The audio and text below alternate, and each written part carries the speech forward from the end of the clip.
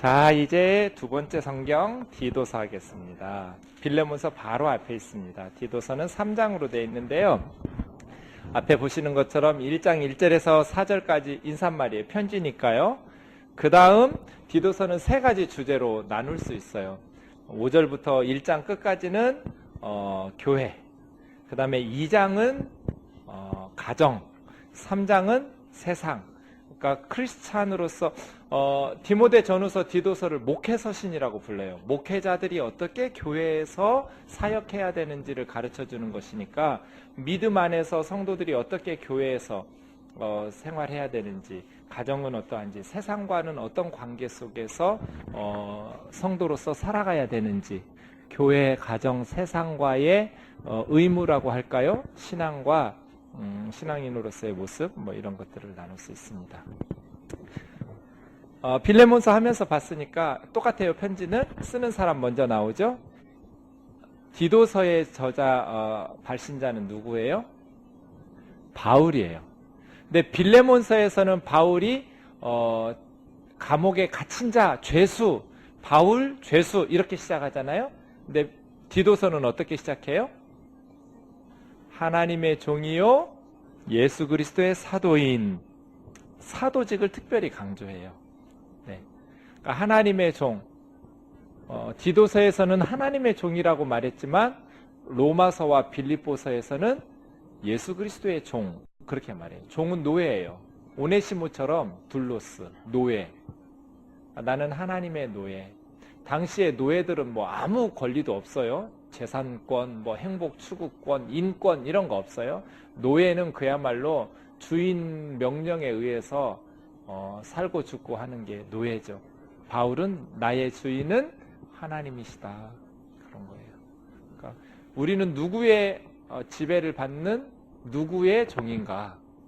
어떤 사람은 돈의 종이고, 어떤 사람은 쾌락의 종이고, 어떤 사람은 세상의 종이고, 바울은 나는 하나님의 종.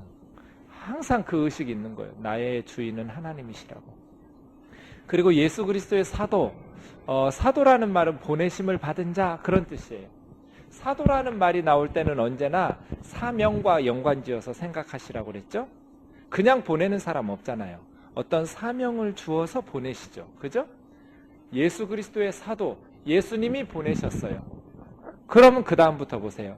내가 사도된 것은 하나님이 택하신 자들의 세 가지예요. 바울이 사도된 이유 세 가지. 하나님이 택하신 자들, 성도라고 부르죠. 하나님께서 택하신 하나님의 백성들의 첫 번째 믿음, 두 번째 지식, 세 번째 영생의 소망. 그러니까 내가 사도됐는데 하나님께서는 왜 나에게 사도라는 직분을 주셨는가? 하나님께서 택하신 성도들의 믿음을 증진시키고, 경건에 속한 진리의 지식을 증진시키고, 영생의 소망을 증진시키려고 사도로 임명하셨다, 이렇게 보는 거예요. 첫 번째부터 보죠. 믿음.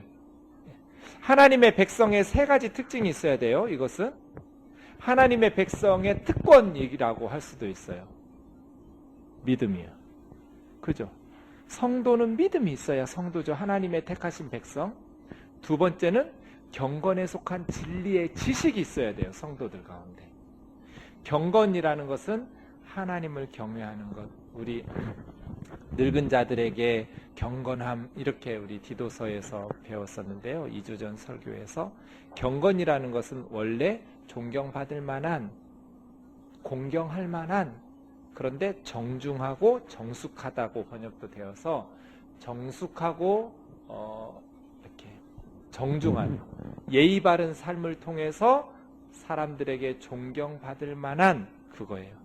그러니까 진리의 지식, 신앙의 말씀의 지식이 있다고 하는데 경건에 속하지 않은 지식은 그건 제대로 된 지식이 아니에요. 예수님을 아는 성경 지식이 바로 있으면 다른 사람들이 공경하고 존경할 만한 지식이에요. 경건함에 속한, 경건을 향상시키는 그런 뜻이에요.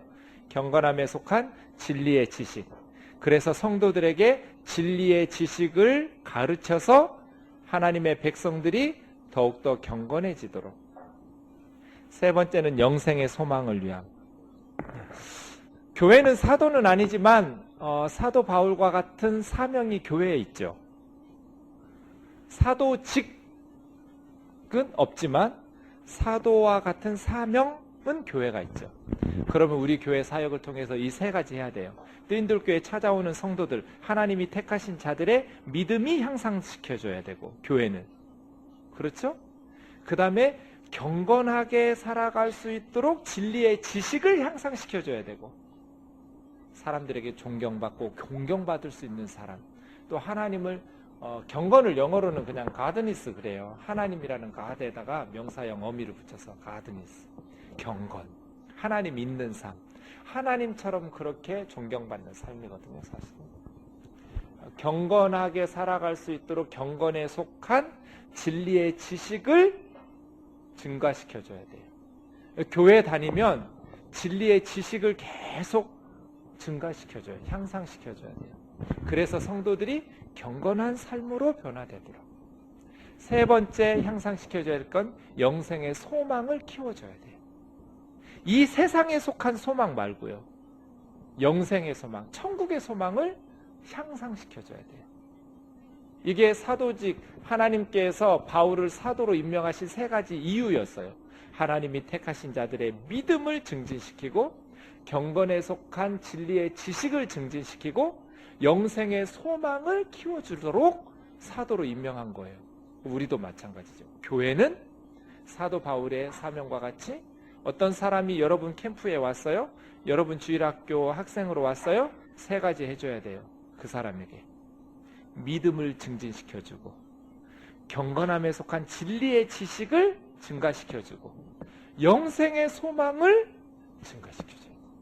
그런데 우리는 너무 기복신앙을 조장해버림으로써 이 세속적 소망만 키워가는 경우가 많지요. 한국교회 사역 중에. 이게 아니라 천국의 소망, 이 영생에 대해서 또 반복하고 있어요. 자세히 설명해 주어요. 영생에 대한 삼중적 보장이 있어요. 첫째, 거짓 없으신 하나님이 천국의 확신, 우리가 영생의 소망을 가질 수 있는 영생의 소망을 보장해주는 세 가지. 거짓 없으신 하나님. 사람들은 가끔 거짓말 하는데요, 하나님은 절대로 거짓말 못 하세요. 이것이 우리가 첫 번째 보장이에요. 영생을 얻을 수 있다는 첫 번째 확신, 거짓 없는 하나님. 두 번째, 영원전부터 약속하신 것인데 그랬어요. 그냥 즉흥적으로 약속한 게 아니라 영원 전부터 하나님께서 이 영생에 대해서, 천국에 대해서 약속하셨어요. 세 번째, 자기 때에 하나님의 시간이 되자 하나님의 말씀을 전도로써 나타내셨으니 그랬어요. 그러니까 영생을 확신할 수 있는 세 가지 보장. 첫째는 거짓 없는 하나님이, 둘째는 영원 전부터 약속하신 것으로, 세 번째는 하나님의 시간이 되자 하나님의 말씀을 전도로 나타내기 시작하셨다. 예수 그리스도를 보내시고 십자가와 부활 사건을 통해서 이제 그 말씀을 전도로서 하나님이 드러내시기 시작하신 것이 영생을 주시기로 작정하신 것에 대한 보장이에요. 그런데 이 전도에 대해서 또 설명하고 있죠. 전도는, 영생의 말씀은 전도를 통해서 전해지죠. 전도해주는 사람이 없으면 영생의 소망을 가질 수가 없어요. 듣지를 못하는데 어떻게 믿어요? 그러니까 전도로 나타내셔요. 전도로. 그런데 이 전도는 우리 구주 하나님이 명하신 대로 내게 맡기신 것이다. 그래서 바울은 예수 그리스도의 복음을 증거하고 자기에게 이 복음을 맡겼다고 그랬어요. 양재동에서 뜨인돌 교우들에게 영생의 말씀을 하나님이 우리에게 맡겨주셨어요. 그럼 우리는 뭐 해야 돼요? 안 믿는 사람들에게 전해야 돼요. 그래야 듣고 믿을 수 있으니까요. 바울에게만 이 영생의 말씀을 맡기신 거 아니죠? 우리들에게도 맡겨주셨어요. 그럼 우리가 예수 그리스도의 복음의 말씀을 전하는 전도로서 하나님의 복음을 위해서 보내심 받은 자의 사명을 감당해야죠. 같은 믿음을 따라 나의 참아들 된 디도에게 편지하노니. 같은 믿음. 우리는 바울하고 같은 믿음을 가져야 돼요. 아멘이죠? 바울이 믿었던 그 믿음, 우리도 같은 믿음이에요. 우리가 예수님이 전해주셨던 사도들과 같은 그 믿음을 소유해야죠. 여기서 벗어난 것은 이단이에요. 그렇죠? 같은 믿음이에요. 같은 예수님의 제자들과 같은 믿음, 사도 바울과 같은 믿음, 그건 성경을 통해서 우리가 같은 동일한 믿음을 소유해야지 뭐 이만희 성령이랄지 뭐 장길자 하나님 어머니랄지 이러면 안 돼요. 다른 믿음이에요. 다른 믿음. 그거는 참 아들 된 디도에게 편지하노니, 디도가 사도행전에는 안 나온다고 그랬죠. 디도가 특별히 갈라디아서 2장 3절에 보면 헬라 사람, 디도는 이스라엘 사람이 아니에요. 헬라인 출신이고요. 고린도 후서에 9번 나오는데, 고린도 교회가 아주 문제가 많은 교회였는데 그 고린도 교회 문제를 해결하기 위해서 파송한 사람이 디도였어요. 그래서 디도가 고린도서는 적어도 바울이 4번 정도 이상, 최하 3번 이상 편지를 보냈는데요. 2개만 남아있죠. 고린도 전후서. 그런데 특별히 고린도 교회 바울 사도로 인정도 안 하고 막 여러 가지 문제들이 복잡했었을 때 바울이 고린도 전서 썼는데 완전히 실패하고요. 고린도 전서는 안 먹혔어요. 그래 바울이 직접 방문했어요. 직접 방문했다가 완전히 모욕만 잔뜩 교회에서 당하고 쫓겨나듯이 울면서 떠나왔어요. 그래가지고 혹독한 편지를 썼어요. 이게 소실됐는데, 이 혹독한 아주 고린도 교회 나하고 절교하면 절교하지 싶을 만큼 단호한 편지를 써서 디도에게 보냈어요. 그리고 나서 바울은 디도를 기다리는 거예요. 고린도 교회가 어떻게 됐을까 눈물로 기도하면서 디도가 이 편지를 가지고 와서 고린도 교회를 잘 분쟁을 해결하고, 뭐 고린도 교회는 모이면 지들끼리 싸웠으니까 차라리 바울이 너희 예배 안 드리는 게 낫겠다 이렇게 말할 지경이었어요. 부유한 사람들은 먹을 거 잔뜩 가지고 와서 성찬식 한답시고 막 취하고 막 술고대 해대고, 가난한 사람들은 그 부유한 팀들 보면서 손가락 쭉쭉 빨고 있으면서 배 쫄쫄 곪고 막 예배 가운데 이런, 심지어 막 세상 법정으로 가서 법정 싸움하고 성도들 간에, 또 아버지와 자식 간에 무슨 어머니, 자기 친모는 아니겠죠. 계모겠죠.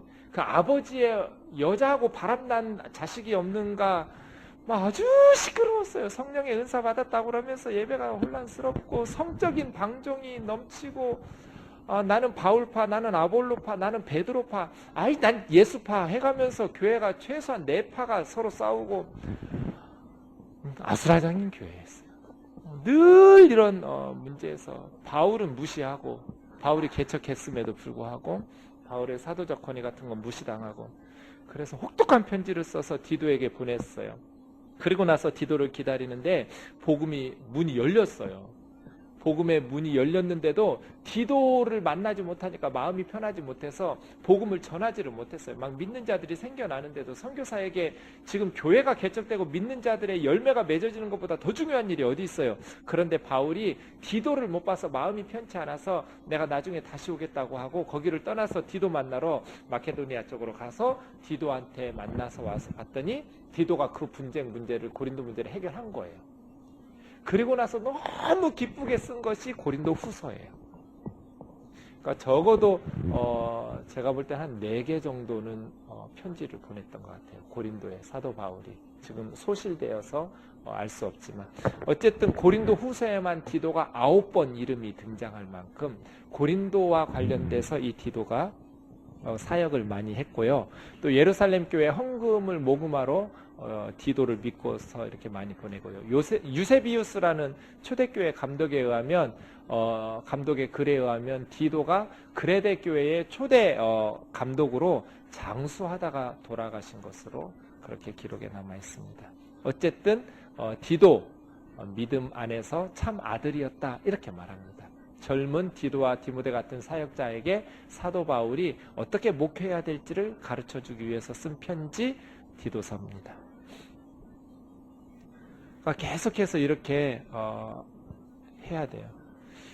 우리 성도님들이 아이고 목사님 우리는 좋은데 우리 아이들 어떻게 해요? 그래서 무슨 소리냐고 그랬더니 우리야 죄송해요. 재수없는 얘기해서 우리야 목사님 만나가지고 이렇게 성경 잘 배우면서 신앙생활 하는데 목사님 떠나고 늙고 이렇게 은퇴하고 그러면 우리 애들 어떡하냐고 그래가지고 아직 많이 남았다고 그러면서 제가 뭐라고 대답하냐면 내가 디모데와 디도 같은 애들을 많이 만들어낼 거니까 걱정하지 말라고. 바울이 정말 중요한 것은 뭐냐면, 그러니까 제가 뭐 대단한 사람 같은데 그렇진 않고요. 다음 세대들을 많이 길러내는 거죠. 디도와 디모데 같은 목회자가 해야 될 가장 중요한 것들, 후배들 양육하는 거죠. 그렇죠? 저는 우리 목사님들이 좀 그런 거 했으면 좋겠어요. 나이 많으신, 목회 경험 많은, 영성과 경건이 축적된 주의 종들이 그냥 내가 물러나기 전에 예배당 하나 물려주고 크게 지어놓고 가야겠다 이런 거 하지 마시고, 그런 건 우리 애들이 알아서 잘할 테니까 자기보다 더 신실한 그런 목회자들을 양육해 줬으면 좋겠어. 후배들을.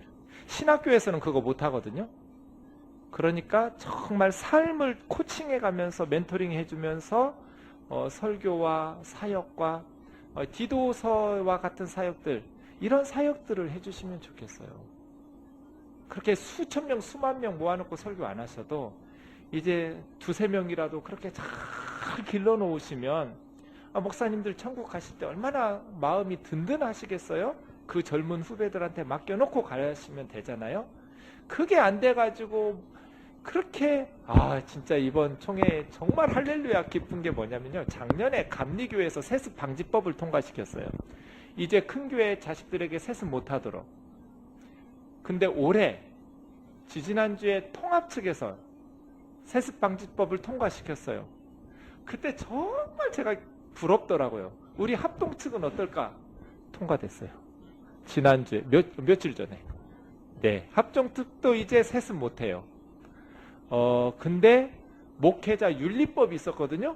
이거는 가볍게 무시당했어요. 그래가지고 이것들이 도대체 뭔가 세습은 통과시켰는데 목회자 윤리법 이건 계속 요구해서 내년쯤 또 되도록 해야 될 것 같아요. 어쨌든 정말 훌륭한 목회자들을 많이 기르면 내 자식이든 남의 자식이든 내 교회 아들에게 물려주지 않아도 다른 더 좋은 교회에서 내 아들 목사 데려갈 수 있을 정도로 양육해야 되는 거잖아요. 꼭 아버지 교회 물려받지 않아도요. 연동교회 이성희 목사님처럼. 그죠? 아버지가 큰 교회 목사예요, 대구에. 근데 워낙 아들이 훌륭하니까 그 교회에서도 세습하려고 막 했는데 탈탈 털고 가버렸죠. 나 안 한다고, 아버지 교회 안 물려받는다고. 그랬더니 더 큰 교회, 이 종로구 연지동의 연동교회에서 우리 목사님으로 오시라고 해서 이성희 목사님 모셔가서 목회 잘하. 세습은 그런 식으로 해야죠. 왜 아버지 교회를 물려받아요? 더 좋은 교회, 더 큰 교회, 더 훌륭한 그런 식으로 해야죠. 그렇죠? 네, 어쨌든 바울이 디도처럼, 디모데와 디도와 같은 그러한 좋은 양육자들을 양성해낸 것처럼 노년에 한국 교회가 좀 그러셔야 돼요. 리더의 마지막 사명은 건축이 아니라 후계자들을 길러내는 거예요. 이거는 교회뿐 아니에요. 회사도 마찬가지예요. 회사도, 가정도, 어떤 공동체든지 진짜 리더는 후계자들을 길러내요. 그런데 보스는 지만 누리고 끝나요. 후계자가 없어. 다 죽을 때까지 자기만 바라봐야 돼. 그죠? 리더가 아니죠. 모세는 리더예요. 여호수아는 리더 아니에요. 전 그렇게 봐요. 모세가 왜 리더냐? 여호수아를 길렀잖아요. 그렇죠? 여호수아 다음은 누구예요? 없죠. 모르죠, 여러분. 사람이 없었는가? 아니에요. 많이 있었죠. 온니엘도 있었고 사사들이 있었어요. 그런데 여호수아 다음에 리더가 없어요. 그러니까 여호수아 생전에 살아있었던 세대가 끝나자 사사기로 넘어가면 우상 숭배하고 타락하기 시작했다고 말해요, 성경이. 모세가 죽었어도 영적인 교훈이 계속 진행됐어요. 계승됐지요, 여호수아 때. 그런데 여호수아가 죽자 영적인 계승이 단절되고 우상 숭배로 넘어가 버렸어요. 누구 책임이에요? 저는 여호수아 책임으로 봐요. 후계자를 기르지 않은 거예요. 리더들을 키우지 않은 거예요, 여호수아가. 그래서 모세는 리더고 여호수아는 리더가 해야 될 가장 중요한 사명을 망각했다. 그런 면에서 옥하는 목사님은 리더 아니다. 리더가 해야 될 가장 중요한 일을 본인 사명은 너무나 잘 감당하셨고 너무너무 존경스럽게 잘하셨지만 그 다음 교회가 더 하나님의 영광을 위해서 성황해야 되는데 지금 사랑의 교회 보세요. 아수라장이 자기 밑에 오정현 목사님 자기가 키운 제자가 아니에요. 딴 데서 데려온 사람, 미국에서. 어려서 청년 때부터 잘 알고 있던 사이이긴 하지만 부교육자로 이렇게 같이 사람은 몰라요. 같이 생활을 해봐야 알아요. 뭐 학벌 보고 알아요. 뭐 지식을 보고 알아요. 같이 겪어봐야 알아요. 교회도. 그렇죠? 그래서 우리 교회는 좀 그런 거 했으면 좋겠어요. 같이 겪어보고 서로 위임 목사를 빨리 하지 말고 몇 년 해보고 한 3년이든 5년이든 해보고 그 후에 투표하는 거예요. 한 3년 5년 지나보니까 서로 괜찮아. 그래서 목사도 나도 여기서 뼈를 묻어도 되겠다. 그때 위임 받고 성도들도 저 목사님 계속해도 좋겠다 할 때 그렇지 않으면 쉽게 그냥 세이 굿바이 할 수 있도록 그냥 부담 없이 몇 년 못 겪어보고 떠나려면 떠나고 이게 처음부터 위임 목사 받아보니까 이제 노예에서 연결돼가지고 목사가 아무리 이상한 짓 해도 쫓아내지도 못하고 이거 뭐 교회가 좀 시끄러워요. 네. 리더는 그 다음 사람들을 길러내야 돼요. 그래서 저도 지금 청년들을 주목하고 있어요. 어떤 놈을 키워야 되냐. 가장 심혈을 기울여야 될 것이 디도와 디모데를 키워내는 거예요. 그게 리더의 역할이죠. 디도를 뭐라고 불러요? 나의 참 아들이라고 불러요. 하나님 아버지와 그리스도 예수 우리 구주로부터. 근데 3절 4절 비교해 보세요. 3절에서는 우리 구주가 누구였어요? 하나님. 우리 구주 하나님. 4절에서는요. 그리스도 예수 우리 구주. 예수님. 그죠? 예. 우리의 구주는 하나님과 예수 그리스도시죠. 당시의 구주라는 말은 로마 황제에게 썼어요. 로마 황제를 구주라고 불렀는데 구원의 주님이라고 불렀는데 바울은 하나님과 예수 그리스도만이 구원의 주라고 부르죠. 은혜와 평강이 내게 그 다음 가로쳐 보세요. 있기 없기? 있기 해야 돼요. 은혜와 평강이 우리에게 있어야 돼요. 자, 교회는 사도들과 같은 믿음을 가져야 되고 사도들과 같은 사명을 받아야 돼요. 교회의 사명, 믿음, 경건에 속한 진리의 지식, 영생의 소망을 증대시켜줘야 돼요. 이것이 우리 교회의 사명이에요. 성도들이 교회에 오면 3년 지나도 믿음이 그 자리고 5년 지나도 그 자리고 그럼 설교 제대로 안 한 거예요. 믿음 제대로 키워줘야 교회죠. 믿음이 자라나야 돼요. 진리의 지식도 성장해야 되고 영생의 소망도 커져가야 돼요. 이 땅의 소망이 아니라 저 천국의 영생의 소망이 점점 키워져 가야 돼요. 여기까지 인사였고요. 이제 5절부터 교회에 대해서 이야기해 볼게요. 5절. 내가 너를 그레데에 남겨둔 이유는 두 가지예요.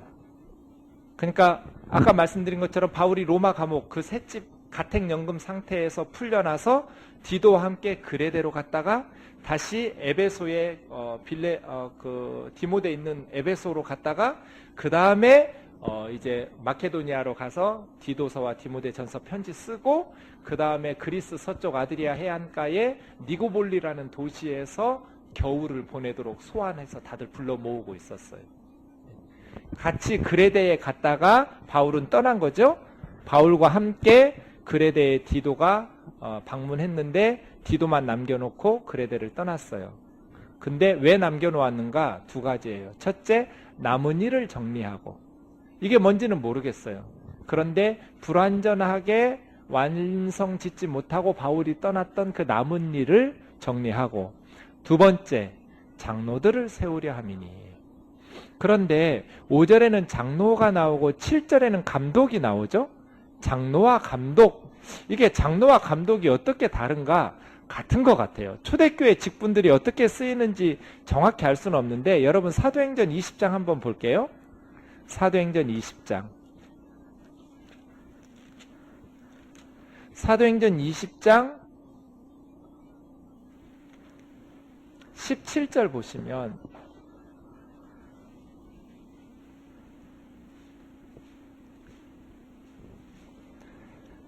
바울이 밀레도에서 사람을 에베소로 보내어 교회 장로들을 청했다고 그랬죠.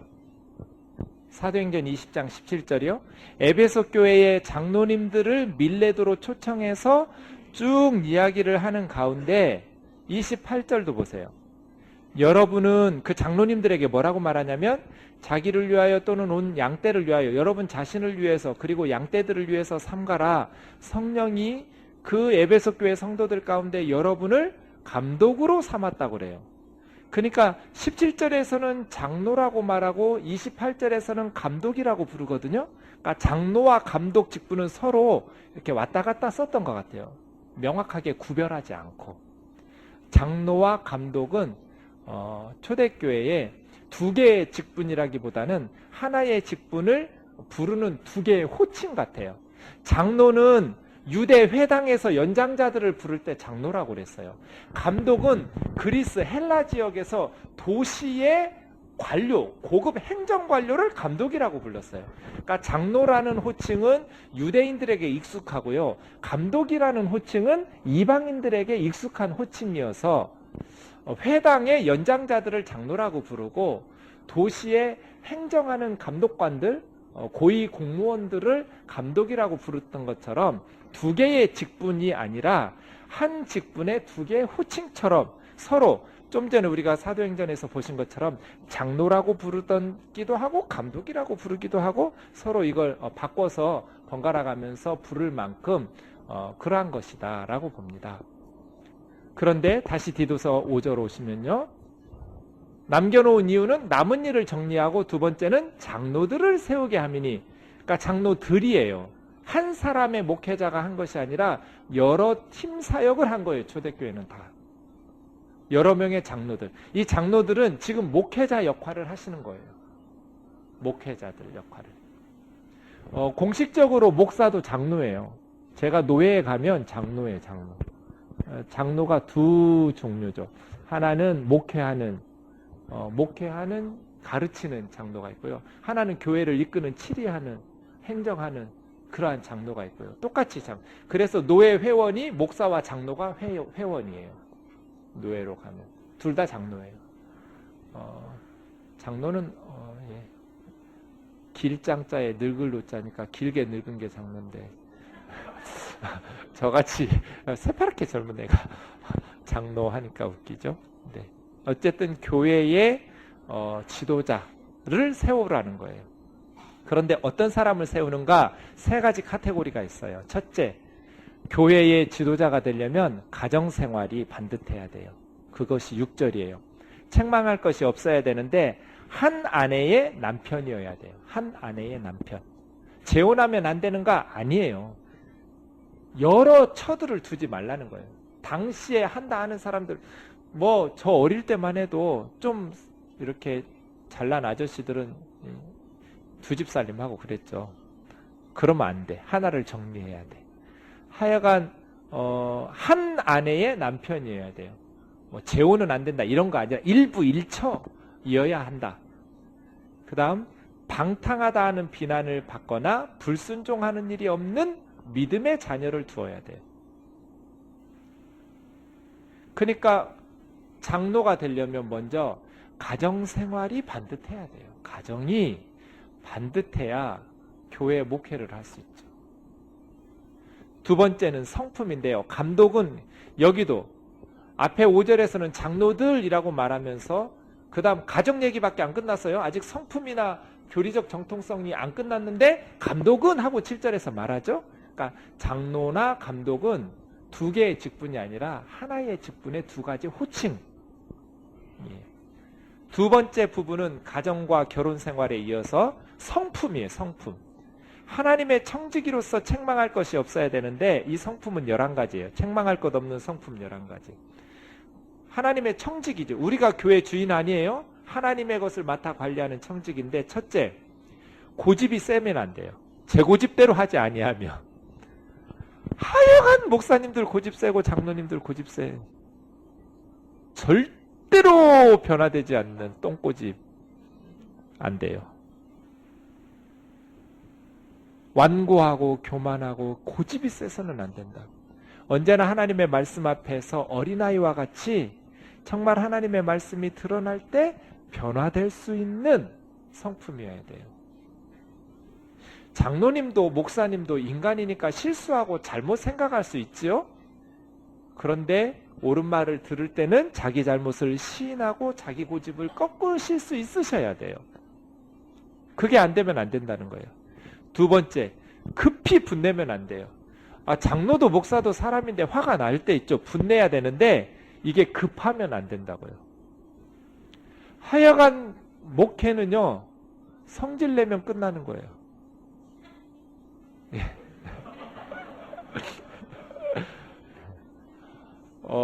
제가 이 동네에 처음 왔을 때 목사님들 모임이 있다고 그래서 갔어요. 아침 식사 모임에. 목사님들 모임에 갔는데 저는 처음 갔죠. 그래서 그냥 조용히 듣고 있는데 어느 목사님들 두 분이서 별일도 아닌데 제가 볼 때는 막 원성을 높이시면서 싸우시는 거예요. 근데 그 두 분 중에 한 분이 젊은 분이었는데 나중에 알고 보니까 이분은 서울대 출신에 너무너무 똑똑하고 너무너무 좋은 분인 거예요. 사람이 좋더라고요. 근데 딱 하나의 단점이 있더라고요. 급히 분을 내. 그러니까 서울대 출신인데도 실력 있어요. 미국에서도 공부하시고. 우리 교회 나중에 알았죠. 우리 교회로 등록하시기, 우리 교회 나오기 전에 그 교회로 새벽 예배를 많이 다니신, 그 교회를 몇 년 동안 새벽 예배를 다니셨는데 권사님 표현이 나는 그 목사님 기도하시는 거에 너무 좋았다고, 기도가 정말 좋았다고 몇 번을 말씀하셨어요. 나 기도 잘한다는 소리는 한마디도 안 하신 분이 그 목사님 기도가 정말 듣고 싶어질 정도로 너무너무 기도를 잘하셨다고, 기도를 들으면 참 은혜를 많이 받았다고 그렇게 칭찬하시더라고요. 왜 그 교회 안 가셨어요? 물론 하나님이 인도하시고 뭐 이런 식으로 또 말씀하시는데 이제 결국 그분이 지금 목회를 접으셨어요. 왜냐? 성질이 급해. 성질을 자주 내요. 그러니까 성도들은 9번 잘 기도하고 설교 잘해도 한 번 성질 내면 목회는 끝나는 거예요. 그래서 목사들은 성질 내면 안 돼요. 앞에서는 잘 참아야 돼요. 그리고 뒤에서 하나님 앞에 성질 내야 돼요. 하여간 교회 지도자, 장로와 감독은 급히 분을 내면 안 돼요. 자기를 다스릴 줄 모르는데 아무리 잘해줬다, 9번 잘해줬다가도 한 번 성질 내버리면 금 가버리는 거예요. 관계 깨져버려요. 그러니 디도야, 어떤 사람을 교회 지도자로 세워야 되느냐? 제 고집대로 하지 않고 급히 분내지 않아야 된다. 그 다음 세 번째, 술을 즐기면 안 돼. 술을 즐기면 실수가 많거든요. 그러니까 거룩하고 경건하게 했는데 술에 잔뜩 취하셔가지고 말실수하고 행동으로 실수하고 그러시면 이게 교회에 덕이 안 돼요. 그러니 술을 즐기지 않는 게 세 번째. 네 번째는 뭐예요? 구타하지 않는. 이건 뭐 말할 것도 없어요. 장로가 맨날 쌈박질해. 멱살 잡고 구타하고 막 폭력을 행사해 보세요. 이건 목회 못하는 거예요. 그러니 구타하지 않고. 다섯 번째, 더러운 이득을 탐하지 않고. 경제관계가 깨끗해야 돼요. 사람들에게. 더러운 이득을 탐한다, 이런 평가를 받으면 안 돼요. 그러니까 참 교회 생활하는 게 어렵다고 봐요, 저는. 왜냐하면 세상 사람들하고 똑같이 사는데 우리는 세상 사람들이 안 하는, 세상 사람들이야 뭐 가정만 돌보면 되지만 우리는 그거 할 거 다 하면서 교회에 헌금도 해야 하잖아요. 그러니까 세상에서 자칫 인색해지기가 쉬워요. 그러다 보면 제가 아는 장로님도 참 여기에 걸려요. 동네 이장을 했는데 근데 그것도 너무 허술하게 해요. 더러운 이득을 탐하는 것도 좀 머리를 써야 되는데, 동네 이장을 하면서 옆 동네에는 비료가 한 푸대에 2만 원인데 우리 동네 사람들한테는 2만 2천 원씩 예컨대 팔았단 말이에요. 그래가지고 2천 원씩의 이득을 봤어요. 근데 이거 몇 주 지나면 다 발각될 거 아니에요? 옆 동네는 2만 원 받는데 이 구장 너는 왜 2만 2천 원씩 받아 처먹었냐? 그럴 거 아니에요? 그래, 장로가 그러면 되냐? 이 소리부터 나오죠? 그래서 다시 2천 원씩 다 물어주고, 이게 뭔 짓이에요?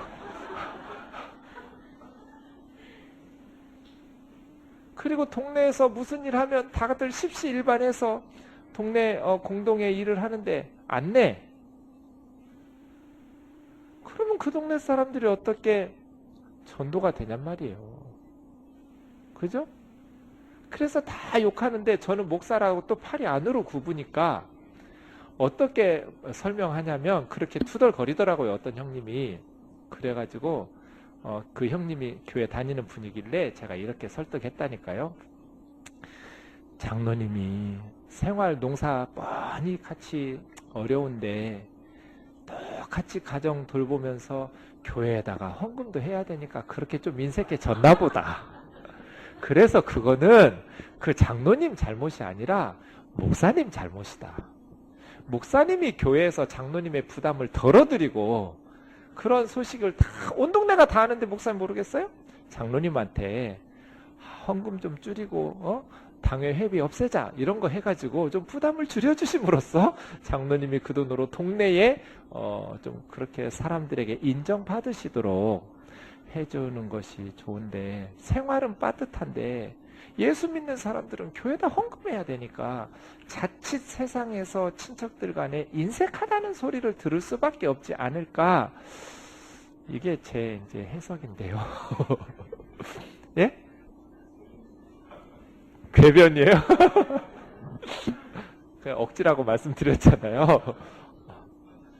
그래서 교회 내에서 너무 교회다만 바치는 거 하나님에게 바친다고 하지 말고, 꼭 교회에 헌금해야만 하나님께 바치는 거 아니죠. 안 믿는 친척에게 정말 은밀하게 돕는 거, 그것도 헌금 못지않은 하나님께 바치는 거 아니겠어요? 꼭 교회 헌금 봉투에 넣어야만 하나님께 드리는 거는 아니잖아요.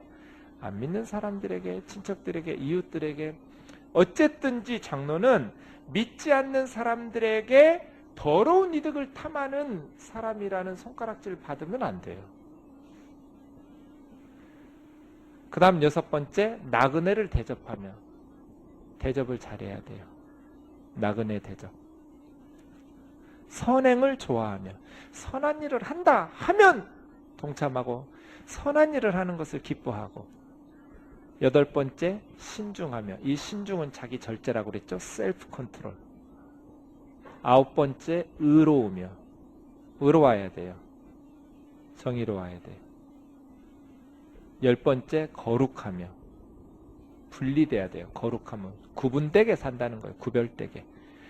11번째, 절제하며. 신중하고 비슷한 네팔리오스. 절제. 소프론. 이런 거예요. 이게 성품이에요.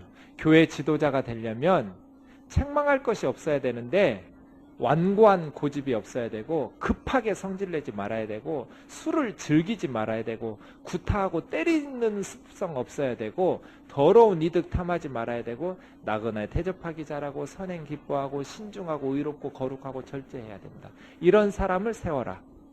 마지막 3번째 카테고리요. 9절이요. 미쁜 말씀의 가르침을 그대로 지켜야 하리니. 미쁘다라는 말은 이쁘다가 아니라 나중에도 나올 텐데 믿을 수 있는 그런 뜻이에요. 믿음직한 하나님의 말씀은 믿을 수 있는 말씀이죠. 그 가르침, 그러니까 교리적 정통성을 가지고, 이단적 거짓 가르침에 미혹되면 안 돼요. 교회 지도자는 이 3가지 카테고리에서 검증해 봐야 돼요. 첫째, 가정생활. 2번째, 성품. 3번째, 교리, 신앙. 신앙이 반듯해야 돼요. 그래야 바른 교훈으로 권면하고 거슬러 말하는 자들을 책망할 수 있죠. 그렇죠. 그 다음에 거짓 교사들은 어떤가? 10절이요. 제가 이건 설교 시간에 2주 동안 열심히 했으니까 빨리 넘어갈게요. 거짓 선생들은 세 가지. 불순종하고 헛된 말을 짓거리고 속이는 자가 많아요. 그러니까 거짓 선생들은 하나님의 뜻에 불순종해요. 그 다음 헛된 말을 많이 해요. 쓸데없는 말. 그 다음에 잘 속여요. 슬금슬금 거짓말 잘해요. 할례파 중에 특히 많다. 유대인들 중에 많은데 그들의 입을 막아라. 왜요? 왜 이들이 이렇게 더러운 거짓말과 속이느냐면 두 가지였죠. 지난주 일처럼 더러운 이득 때문에. 이 돈 때문에 거짓말하는 거. 거짓 선생들이. 이단들 이 더러운 이득을 취하려고 마땅치 않은 것을 가르쳐서 결과는 뭐예요? 가정들이 온통 무너져요. 그레데인 중에 어떤 선지자가 말하되 이 사람은 에피메니데스라는 기원전 6세기 사람이에요. 그레데 출신 시인이 에피메니데스가 선지자처럼 이렇게 말했어요. 그레데인들은 항상 거짓말쟁이며 악한 짐승이며 배만 위하는 게으름뱅이다. 세 가지. 그레데 사람들에 대한 세 가지 평가. 거짓말쟁이, 악한 짐승, 그냥 끊임없이 힘센 놈이 악하게 그냥 잡아먹는 게으름뱅이. 진짜 최악이죠. 거짓말장애, 잘해, 게을러, 악한 짐승이야. 근데 바울이 이 증언이 참되도다 그랬어요. 그레데 사람들 정말 그렇다. 늘 살인이 일어나는 도시, 폭동이 일어나는 도시. 그러다가 기원전 67년에 로마에게 정복당한 도시 그레데예요. 거짓말 잘하고 게으르고 악한 짐승처럼 헐뜯고 죽이고. 그래서 섬 사람들이 이렇게 좀 많이 욕 얻어먹었던 것 같아요. 그레데 섬이거든요. 그레데 섬 사람들이 게으른 데다가 거짓말 잘하고 악한 짐승으로 계속 살인이 일어나고 거기에 복음이 딱 전파됐어요. 그랬더니 바울이 뭐라 그래요? 어미 꾸짖어라. 그래서 믿음을 온전케 하고 유태인들의 허탄한 이야기와 진리를 배반하는 사람들의 명령을 따르지 않게 하고, 그렇게 그러니까 악하게 게으르게 거짓말하면서 살아가는 성도들을 엄히 꾸짖어서 믿음을 온전히 세워져라. 그래야 그레데가 변화된다. 깨끗한 자들에게는 모든 것이 깨끗하지만 더럽고 믿지 않는 자들에게는 아무것도 깨끗한 것이 없고 오직 마음과 양심이 더러운 자들이라. 그들이 하나님을 시인하지만 지난주 말씀드린 것처럼 하나님을 안다고 주장하지만 이렇게 두 가지예요. 어떻게 해서 교회가 타락해지는가? 더러운 이득과 하나님을 안다고 주장하는 것에 미혹을 당해서예요. 행위로는 부인하니, 입으로는 하나님을 시인하면서 행위로는 부인하니 가증한 자요 복종하지 않는 자요 모든 선한 일을 저버린 자니라. 이렇게 거짓 선생들이 글에 대해 판치고 있으니 너는 바른 교훈으로 해라 하면서 2장으로 이제 가정으로, 그러니까 거짓 선생들은 가정들을 온통 무너뜨리죠. 온통 가정이 파괴되는데 참된 교리를 가르치면 가정이 변화되는데 오직 너는 거짓 교사들처럼 그렇게 하지 말고 바른 교훈에 합한 것을 말하라. 믿음과 행동에 합당하게 차이가 없어야 돼요. 바른 교훈은 건강한 교훈이에요. 그러면서 가정들을 이제 이야기하는데 나이와 성별과 직업으로 6부류를 나눴어요. 첫째, 늙은 남자. 늙은 남자들이 가장 중요한 역할을 해요. 교회에서. 본받아서 따라가니까요. 젊은 사람들은. 뭐였어요?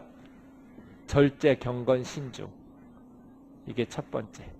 두 번째는 믿음과 사랑과 인내의 온전함. 이게 늙은 남자들이. 주일 오전 예배를 참고하세요. 두 번째, 늙은 여자들도 이와 같이 절제하고 경건하고 신중해야 하며 믿음과 사랑과 인내에서 온전해야 되는데 거기에 더해서 행실이 거룩해야 되고, 늙은 여인들은 거룩한 제사장처럼 목회자라고 생각하시고 살아야 돼요. 거룩이란 뜻은 그 뜻이에요. 두 번째, 피해야 될 게 두 가지가 있어요. 자매 여러분 두 가지 피하셔야 돼요. 첫 번째 피할 것, 모함하지 말며. 뒤에서 험담하는 거. 이거 하지 말아요. 하여간 온갖 나쁜 소문은 권사님들 방에서 시작돼요. 네. 그거 없어야 돼요. 모함하지 마라. 두 번째, 많은 술의 종이, 술의 노예가 되지 마라. 이게 한이 많이 쌓여서 술로 이렇게 풀어가려고 하는, 그러지 말고 거룩해라. 선한 것을 가르치는 자들이 되라. 지금 여자들에게 가르치라고 그러죠? 좀 이따 디모데전서와 또 이야기하겠지만 가르쳐라. 교회 내에서 여인들에게 가르치라고 그래요. 특별히 젊은 여자들을 가르치는데 젊은 여자들은 어떻게 해야 돼요? 남편과 자녀를 사랑하고 그렇게 가르쳐라. 그러니까 남편 사랑하고 아이들 사랑하도록 가르치고 신중하고 순전하고 집안일 잘하고 하여간 교회 다닌다고 해서 가정일에 소홀하게 하면 안 된다. 가정일에 신실하게 하고 선하고 자기 남편에게 복종하게 가르쳐라.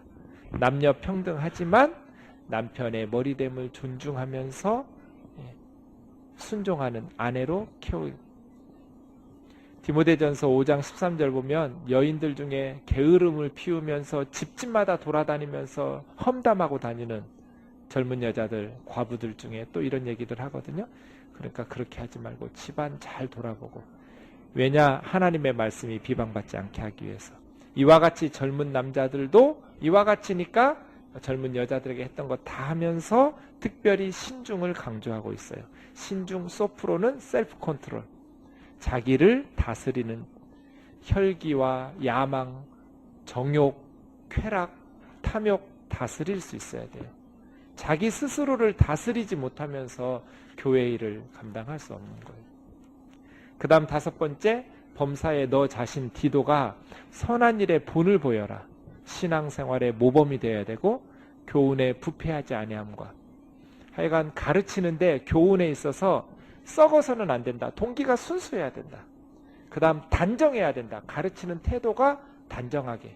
세 번째는 내용이 책망할 것 없는 바른 말. 그러니까 교훈함에 있어서 디도야 설교할 때는 동기가 순수해야 된다. 설교할 때 자기 하고 싶은 말을 위해서 성경 찾는 분들이 있어요. 아, 이번 주는 성도들이 좀 추수감사 헌금 좀 많이 했으면 좋겠다. 어느 본문 찾을까 해가지고 온통 추수감사 헌금 많이 하는 데다가 머릿속에 집어넣고 본문 찾을 때도 설교 구성하고 예화 찾을 때도 다 그렇게 해가지고 설교하면 안 된다는 거예요. 동기가 순수해야 돼. 동기가. 그저 하나님의 말씀을 바르게 가르치겠다라는 동기로 가야지. 예. 두 번째, 가르치는 태도도 단정해야 돼요. 엄숙하고 반듯해야 돼요. 세 번째는 내용이 바른 말이어야 돼요. 이는 대적하는 자로 하여금 부끄러워 우리를 악하다 할 것이 없게 하려 함이라. 마지막 여섯 번째, 종들은 상전들에게 범사에 순종하여 기쁘게 하고 거슬러 말하지 말고 훔치지 말고 오히려 모든 참된 신실성을 나타내게 하라. 종들도 그렇게 신실하게 살아야 된다는 거예요. 이는 범사에 우리 구주 하나님의 교훈을 빛나게 하려 함이라. 보석처럼 하나님의 교훈을 빛나게 해야 되니까. 11절부터 14절이 중요하다고 보거든요. 모든 사람에게 구원을 주시는 하나님의 은혜가 나타나. 하나님께서 우리에게 주시는 것, 신앙생활은 이 두 가지로 이루어져요. 하나는 구원. 그죠? 하나님의 은혜는 구원을 통해서 가장 크게 나타나죠. 구원을 주시는 하나님의 은혜인데 모든 사람에게, 심지어 노예들에게까지도, 9절에 나오는 종들에게까지도, 남녀노소 빈부 기천 막론하고 모든 사람에게 구원을 주시는 하나님의 은혜가, 그러니까 첫 번째 신앙생활에 있어서는 구원이 시작이고요. 두 번째는 12절에 양육이에요. 양육. 우리를 양육하시되. 그러니까 하나님의 은혜는 우리를 구원하시기도 하고 훈련, 양육시키기도 하는 거예요. 신앙생활은 구원과 양육으로 이루어져 있어요. 그러니까 우리가 성도들을 복음을 전해서 구원해야 되고 양육해야 돼요. 트레이닝 시켜야 돼요. 양육. 양육은 다시 두 가지로 이루어져요. 버리는 것과 사는 것. 버릴 건 뭐예요? 경건하지 않은 것과 이 세상 정욕을 다 버리고, 이게 양육이에요. 신앙생활은 계속 버리는 훈련이에요. 버리는 훈련. 세상에 중심을 두는 욕망을 세상 정욕이라고 그래요. 영생의 소망을 가져야 되는데 이 세상이 전부인 것처럼 천년만년 살 것처럼 이 세상 정욕들을 계속 비워내야 돼요. 그 다음에 비울 것만 가지고는 안 돼요. 살아내야 될 게 있어요. 신중함, 소프로니에, 셀프 컨트롤, 자제력, 의로움과 경건함으로 살아야 돼요. 그러면 뭐가 나타나요? 복스러운 소망과 우리의 크신 하나님 구주 예수 그리스도의 영광이, 여기가 예수님의 신성에 대한 가장 강력한 선언이에요. 13절 보세요. 우리의 크신 하나님 구주 예수 그리스도, 예수님을 하나님으로 부르죠. 그러니까 신약 성경에서 예수님의 신성을 가장 강력하게 선언한 구절이 이 구절이에요. 디도서 2장 13절. 크신 하나님? 우리에게는 이게 너무나도 당연한데요. 예수님이 하나님인 게. 초대교회는 굉장히 이것 때문에 이단들이, 논쟁들이 많았어요. 하나님과 예수님의 서열이 어떻게 되냐, 예수님은 좀 열등하지 않냐, 하나님보다는, 이런 것들이 많았어요. 그렇지 않아요. 초대교회로부터 복스러운 소망, 복을 가져다주는 소망은 뭐예요? 재림이에요. 주님이 나타나시는 것. 우리 구주 예수 그리스도의 영광이 나타내심을 기다리게 하셨으니. 그러니까 나타난 게 두 가지예요. 11절에 구원을 주시는 하나님의 은혜가 나타났고, 그 다음 13절에 구주 예수 그리스도의 영광이 나타날 것을 우리는 기다리고 있고, 그가 우리를 대신하여 자신을 주심은, 예수님이 우리를 대신하여 십자가에 자신을 주신 이유는 모든 불법에서 우리를 속량하시고, 속량이라는 말은 리트론이라는 말인데, 리트론이라는 단어는 리트로오에서 나왔거든요. 리트로오가 뭐냐면 돈을 받고 석방해 주는 거예요. 그러니까 속량해 주는 것은 돈을 받고 석방해 주는 돈, 보석금, 속전, 속량이라고 불러요. 리트론. 이렇게. 그러니까 예수님이 자기 자신을 내주시고 우리를 해방시켜 주신 거예요. 속량이에요. 예수님께서 자기 자신을 주신 이유는 우리를 모든 불법에서 해방시켜 주시고, 두 번째, 우리를 깨끗하게 하사 선한 일을 열심히 하는 자기 백성 되게 하려 하십니다. 자기 자신을 십자가에 내어주신 이유는 우리를 모든 불법과 죄에서 해방시켜 주시고 우리를 깨끗하게 해주셔서 선한 일에 열심, 이 열심이 하여간 예수는 열심히 믿어야 돼요. 열광적인 그런 뜻이에요. 우리는 선한 일에 열광적이어야 돼요. 교회가 무슨 선한 일을 한다 하면 소 닭 보듯 하면 안 돼요. 제가 지금 북한에 고아원 지으려고 그러거든요. 하여간 선한 일을 한다 하면 열정을 가지고 달라붙어야지. 나는 돈도 없고 나는 이렇게 소 닭 보듯 하시면 안 된다고요. 선한 일에 열정. 이 열정이 있었으면 좋겠어요. 애들이 좀 선한 일 좀 하자 그러면 그냥 느그장 피자 사줄까? 네! 열정적일 수가 없어요. 게임 네!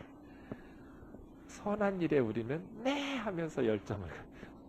예수님이 우리를 위해서 자기 자신을 주신 이유는 불법에서 속량해 주시고 선한 일에 열정을 낼 수 있도록. 너는 이것을 말하고 권면하여 모든 행위로 책망하여 누구에게서든지 업신여기지 말아라. 모든 권위로 열정적으로 가르쳐서 누구에게서든지 업신여김 받지 말고 디도야 이렇게 가르쳐라.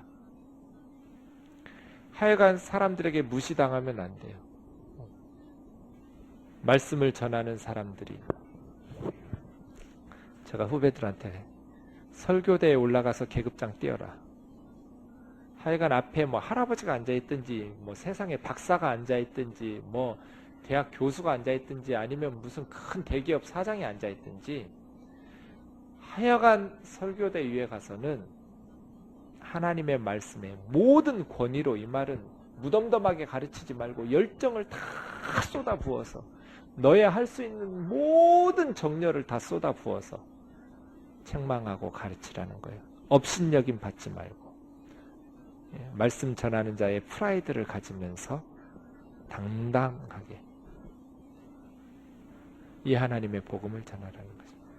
3장은 남겨놓고 점심 먹고 나서 좀 하도록 하겠습니다. 우리 기도하고 점심 식사하겠습니다.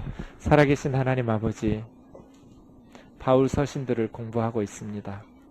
하나님 아버지, 우리에게 하나님의 진리의 말씀들을 공부할 수 있는 귀한 시간들 주시니 감사합니다. 목회자로서, 장로로서, 감독으로서, 집사로서, 또 교회를 섬기는 성도로서 우리가 어떠한 자세로 가정에서 성품으로 또 교리적 정통성을 가지고 섬겨야 될지, 하나님의 몸된 교회가 어떻게 건강한 바른 교훈 안에서 하나님을 섬길 수 있는지를 배우고, 또 너무나도 많이 성경에서 멀어져 버린 한국 교회를 아파하면서 한국 교회를 개혁하고 변화시키는 교회로서 쓰임 받을 수 있도록 말씀으로 우리를 세워 주옵소서. 귀한 음식 주셔서 감사합니다. 사랑 안에 식탁교제 나눌 때 주께서 우리 가운데 영육 간의 강건함을 주셔서 주의 일 힘쓰게 하옵소서. 예수님 거룩하신 이름으로 기도하옵나이다. 수고하셨습니다. 우리 한 1시간 식사하고 2시 정도부터 공부하겠습니다.